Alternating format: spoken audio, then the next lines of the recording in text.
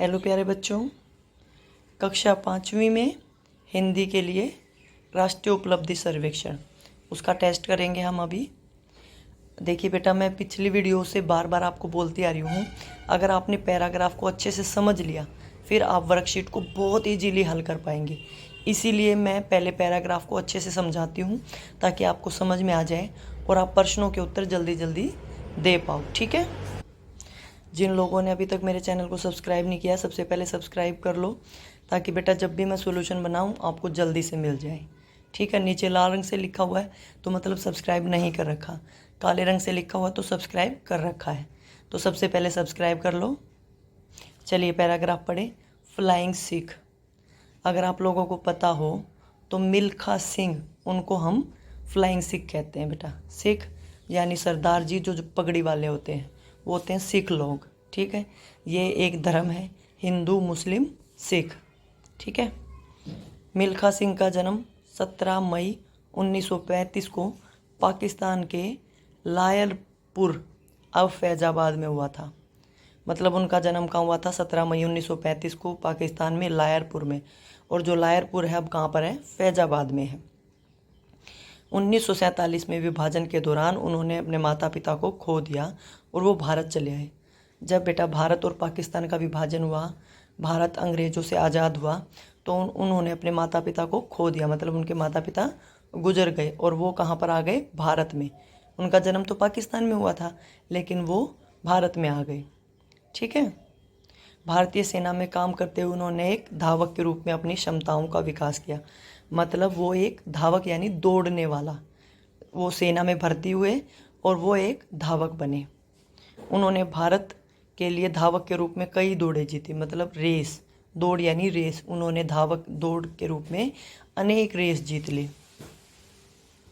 अगला है, उन्होंने 1958 एशियाई खेलों में 200 मीटर, अब देखो उनके खेलों की बात हो रही है, 1958 में 200 मीटर और 400 मीटर की दौड़ जीती थी। उन्होंने उस साल कॉमनवेल्थ में 400 मीटर में गोल्ड मेडल, स्वर्ण पदक जीता था। गोल्ड मेडल को स्वर्ण पदक भी बोलते हैं। और 1958 में ही उन्होंने एशियाई खेल भी जीते और कॉमनवेल्थ गेम भी जीते। और दोनों का बता दिया कौन कौन सी रेस जीती। वह खेलों के इतिहास में पहला एथलेटिक्स स्वर्ण पदक था। मतलब भारत के लिए खेलों में और वो भी दौड़ में सबसे पहला पदक था जो मिल्खा सिंह ले गया है। 1969 में पूर्व प्रधानमंत्री जवाहरलाल के अनुरोध पर उन्होंने लाहौर के अंतर्राष्ट्रीय एथलीट प्रतियोगिता में 200 मीटर की प्रतिस्पर्धा में भाग लिया। फिर 1969 में, कितने में? 69 में जो हमारे प्रधानमंत्री थे ना, पहले प्रधानमंत्री जवाहरलाल नेहरू, उन्होंने कहा कि तुम लाहौर में जाओ और वहाँ पे एक 200 मीटर की अंतर्राष्ट्रीय एथलेटिक प्रतियोगिता है उसमें भाग लो। और उन्होंने उस दौड़ को जीत लिया। पाकिस्तान के राष्ट्रपति जनरल अयूब खान ने उन्हें फ्लाइंग सिख का खिताब दिया। मतलब उनको जो ये नाम था फ्लाइंग सिख, ये किसने दिया? पाकिस्तान के राष्ट्रपति जनरल अयूब खान ने। ठीक है। 18 जून 2021 को, मतलब इसी वर्ष 18 जून 2021 को चंडीगढ़ में उनका निधन हो गया। मिल्खा सिंह हम सब के लिए एक सच्ची प्रेरणा है। मतलब हम सबको प्रेरणा देते हैं कि जीवन में कोशिश करो और विजेता बनो। ठीक है। पहला प्रश्न है अब आपका। अब प्रश्नों को कर लेते हैं। फ्लाइंग सिख की उपाधि किसने दी थी? पाकिस्तान के जनरल अयूब खान ने। ख ऑप्शन आपका अयूब खान। ठीक है। अगला प्रश्न है, मिल्खा सिंह ने अपने माता पिता दोनों को कहाँ खोया था? भारत पाक के विभाजन में 1947 में। 1947 भारत पाक विभाजन। सन 1969 में भारत के प्रधानमंत्री कौन थे? पंडित जवाहरलाल नेहरू। गए ऑप्शन है। लायरपुर को अब कहाँ क्या कहा जाता है? फैजाबाद। इसमें बेटा फैसला लिखा हुआ, ये फैजाबाद है। गए ऑप्शन ही बनेगी फैजाबाद, फैसला नहीं है, ये गलत लिखा हुआ, आप लोग ठीक कर लीजिएगा। ठीक है। अंतिम प्रश्न है, खेलों के इतिहास में पहला एथलेटिक गोल्ड मेडल कौन सा था? अगले पेज पे इसका आंसर करते हैं। 1958 में जो कॉमनवेल्थ गेम हुए थे उसमें 400 मीटर की दौड़ हुई थी ना, उसमें उन्होंने जीता था। तो घ ऑप्शन है बेटा। सारे मिलते जुलते हैं लेकिन आप ध्यान से कीजिएगा। 1958 में कॉमनवेल्थ गेम्स में 400 मीटर वाला। ठीक है, अगला है नीचे दिए गए कहानी को पढ़े और सवालों के जवाब दें। सुनने के लिए कान नहीं, कहानी का जो हमारा नाम है वो क्या है? सुनने के लिए कान नहीं है। आपका दूसरा पैराग्राफ है, एक बार नजरुद्दीन शाह ने मछली बेचने की दुकान खोली। उन्होंने किसकी दुकान खोली थी? मछली बेचने की। उन्होंने एक तख्ती लटका दी और लिखा, ताज़ा मछली यहाँ से खरीदे। उन्होंने एक तख्ती पे लिखा कि ताज़ा मछली यहाँ से खरीदे। एक राहगीर रुका और बोला, एक राहगीर मतलब रास्ते में जाने वाला व्यक्ति वहाँ पे रुका और बोला, तुमने ताज़ा क्यों लिखा? देखो सभी लिखते ना, मछली ले लो या फिर मछली ले ओ, मछली 10 रुपये की, मछली 15 रुपये की, लेकिन तुमने ताज़ा क्यों लिखा? ये उस राहगीर ने नजरुद्दीन से पूछा। ठीक है, कोई बासी मछली नहीं बेचता को, मतलब उन्होंने राहगीर ने उसको कहा नजरुद्दीन को, बासी मछली तो कोई भी नहीं बेचता। नजरुद्दीन ने कहा, हाँ तुम सही कह रहे हो। उसने ताज़ा शब्द को हटा दिया, अब बोर्ड पे लिखा, मछलियाँ यहाँ से खरीदे। उस राहगीर की बात मान ली और लिख लिया, मछलियाँ यहाँ से खरीदे। एक और व्यक्ति आया, वह नजरुद्दीन पे हंसने लगा और बोला, यहाँ से? अब देखो, पहले ने बोला ताज़ा हटा दो, अब दूसरे ने बोला यहाँ से। आपने यहाँ से क्यों लिखा है? मूर्ख भी जानता है कि यहाँ मछली बिकती है। नजरुद्दीन ने कहा, हाँ तुम सही कह रहे हो। उसने यहाँ से शब्द हटा दिया, अब बोर्ड पे लिखा, मछली खरीदे। देखो, पहले ने बोला ताज़ा हटा दो, दूसरे ने बोला यहाँ से हटा दो, तो उसने दोनों हटा दिए। तीसरा, एक बूढ़ी औरत दुकान पे आई और गुस्से में बोली, खरीदे? बेशक आपने मछलियों को बेचने के लिए ही रखा है, दान देने के लिए नहीं। खरीदे शब्द क्यों लिखा है? अब एक बूढ़ी औरत आई, बूढ़ी औरत आके कहने लगी कि खरीदे क्यों लिखा है तुमने? जैसे पहले ने ताज़ा बोला, दूसरे ने यहाँ से बोला, तो बुढ़िया ने कह दिया कि यहाँ पे खरीदे क्यों लिखा है, क्योंकि सभी मछली बेच रहे हैं, तुम दान में यानी मुफ्त में नहीं दे रहे हो। तो ठीक है, नजरुद्दीन ने माफ़ी मांगी और खरीदे शब्द को हटा दिया। अब बोर्ड पे रह गया सिर्फ मछली। ठीक है, वह धैर्यपूर्वक मतलब शांति से बैठकर ग्राहकों का इंतजार करने लगा। एक युवा लड़की उसके पास आई और बोली, मैं आधा मील दूर से ही मछली की गंध सूंघ लेती हूँ, क्या मछली की घोषणा करना जरूरी है? उसने, अब वो लड़की आई, वो आके कहती है, क्या तुम्हें मछली लिखना जरूरी है? मैं तो मछली को सूंघ के पहचान लेती हूँ कि यहाँ पे मछली बिक रही है। मूर्ख नजरुद्दीन ने मछली को भी हटा दिया। अब जो नजरुद्दीन था, इससे क्या पता चला वो मूर्ख है, उसने सबकी बातों को सुन के उस मछली को भी हटा दिया। ठीक है, अब बोर्ड पे कुछ भी नहीं लिखा। वह दिन भर इंतजार करता रहा, लेकिन कोई भी ग्राहक नहीं आया। वो सारा दिन बैठ के इंतजार करता रहा कि कोई आएगा कोई आएगा, लेकिन उसने सबकी बातें सुन सुन के और सारे शब्द हटा दिए। अब चलिए इसके प्रश्न देख लेते हैं। आगे भी है, शाम को उसकी पत्नी आई और गुस्से में उसे डांटने लगी। शाम को कौन आया? उसकी पत्नी, और उसने उसे क्या किया? डांट लगाई।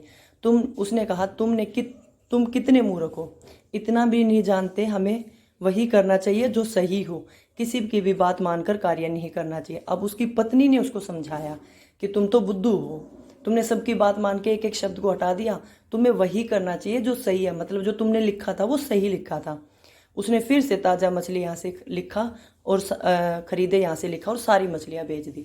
अब जब उसने अपनी पत्नी की बात सुनी तो वही बोर्ड जो पहले लगाया था वही दोबारा लगा दिया, ताज़ा मछली यहाँ से खरीदे और सारी मछलियाँ बेच दी। ठीक है, पैराग्राफ समझ में आ गया। अब फटाफट प्रश्नों के उत्तर कर लेते हैं। ताज़ा का विपरीत बासी, क्योंकि उसने कहा था एक में कि क्या फिर बासी मछलियाँ बेचोगे, तो का ऑप्शन है। यहाँ बिकने वाली मछली में संज्ञा शब्द, देखो बेटा संज्ञा क्या होती है? नाम होता है, तो यहाँ पर क्या आएगा? मछली, खा ऑप्शन।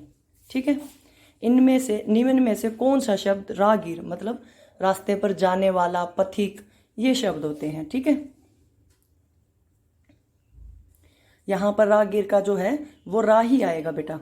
वैसे तो मुसाफिर भी ठीक है, राही भी ठीक है, पथिक भी ठीक है, तीनों सॉरी यहाँ लिखा है समानार्थक नहीं है, मतलब उसका सेम मीनिंग नहीं है। मुसाफिर भी समानार्थक है, राही भी समानार्थक है, पथिक भी, मित्र नहीं है बेटा, तो मित्र को टिक कर देंगे। ठीक है, जो समानार्थक नहीं है।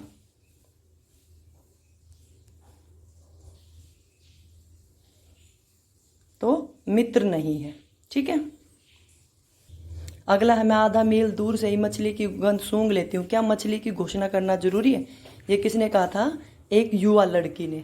ठीक है, वह शब्द क्या है? वह होते बेटा सर्वनाम, जो संज्ञा के स्थान पे आए। तो ख ऑप्शन ठीक है, सर्वनाम। अगला है निम्न दिए गए पोस्टर को देखकर सवालों के जवाब देने। ठीक है, पोस्टर को देख के सवालों के जवाब देते हैं, प्रश्नों के उत्तर देते हैं। ठीक है बेटा, अगला है हमारा पोस्टर। देखिए ये क्या है, शिक्षा का अधिकार अधिनियम 2009, ये पोस्टर है।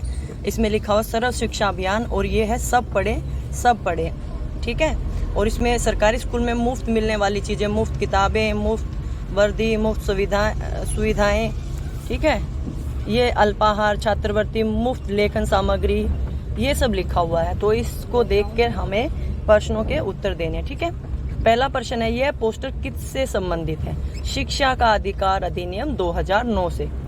तो पहला ही ऑप्शन आपका शिक्षा का अधिकार, 11वां प्रश्न हो गया। दूसरा है शिक्षा का अधिकार अधिनियम 2009 किसके लिए बेटा? बच्चों के लिए ही है।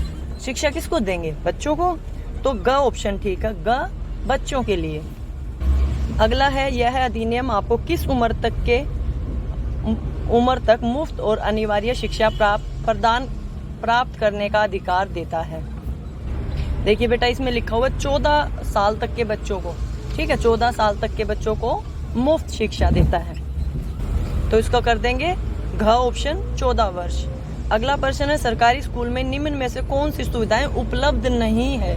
ठीक है, मुफ्त पुस्तकें मिलती हैं, मुफ्त उत्तर पुस्तिकाएं नहीं मिलेंगी बेटा। ठीक है, यहाँ पे मुफ्त उत्तर पुस्तिकाएं, अल्पाहार का भोजन मिलता है, रात्रि का भोजन नहीं मिलता। मुफ्त उत्तर पुस्तिकाओं का मतलब है पेपरों वाली नहीं, हमारा मतलब है रात्रि का भोजन। ठीक है, उत्तर पुस्तिकाएं यानी कापियां मिलती हैं आप लोगों को। ठीक है, तो इसमें से कौन सा आया?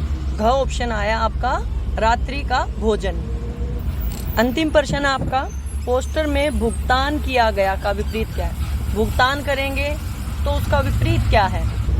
किसी चीज का भुगतान बेटा करते हैं तो उसके बदले पैसे देते हैं, और विद्यालय में सारी चीजें हमें क्या मिलती हैं? निःशुल्क मिलती है ना।